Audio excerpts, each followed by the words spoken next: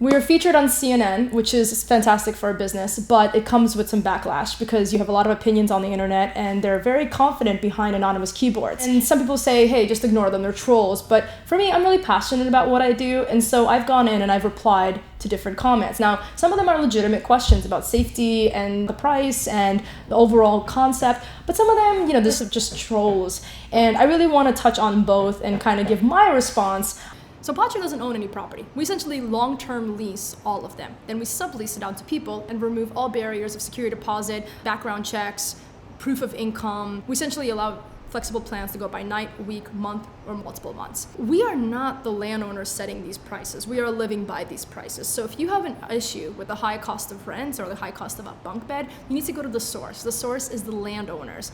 They have mortgages that may have been paid back a decade ago, but they're seeing that the surrounding neighbors are getting $3 to $10 a square foot, and they're charging that amount. At Pancake Hero, and I love pancakes, but I don't like this comment, says, Podshare, we're actually a really expensive flop house. So if you look at history, we used to live in tribes. We had flop houses, tenement houses, boarding houses. We had all sorts of lodging derivatives, communal, right? And then the chimney made us have walls, and then we had buildings and rooms, and privacy became a privilege, expensive privilege in high density cities.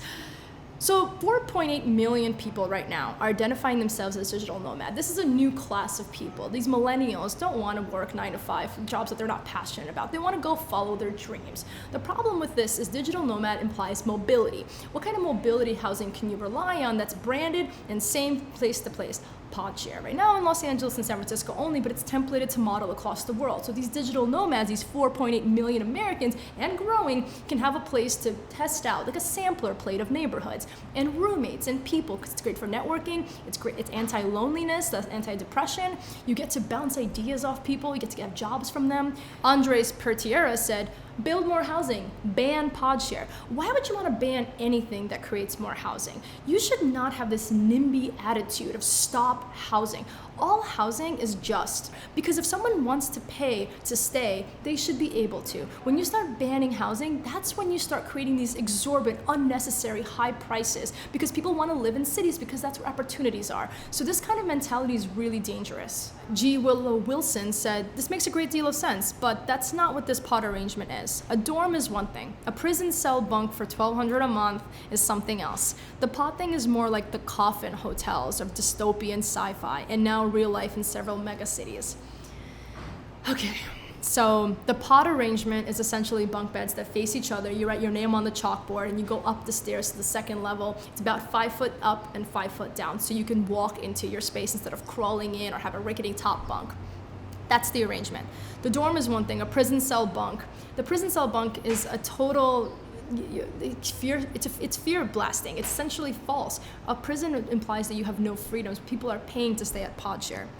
And the coffin hotels, we're not a coffin, because exactly for the reason that people argue, you have no privacy? If there was privacy, essentially you'd be asking us to build a fourth wall, which would look like a coffin. But we don't. We leave it open because we believe in community and diverse backgrounds living under one roof, getting to know each other, something that we call collisions. Aisha Matu says, housing cost affordability need to be addressed, and or fascinating how it's forcing us into proximity and community, right? I mean, it's a really great point. If everyone could afford their own place, like in the Midwest, they'd have these sprawling places all to themselves, and there wouldn't really be community, right? There would be gates, and there would be homes with long driveways, and you would see your neighbors maybe in church, or you would see them at a restaurant or gathering, anniversaries, and you choose to see them. But because the rent is so high, people are having to come together. But how is this a bad thing?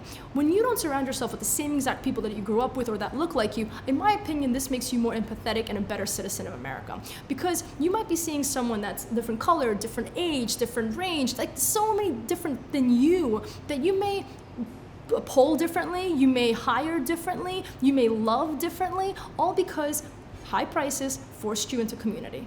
Look, we all know housing's unaffordable, but we also know that we need many options. So if you have options, instead of trolling, go put them out there. Go talk to your legislators, go out there and lease and sublease and micro-build, like whatever you think is the option, do it.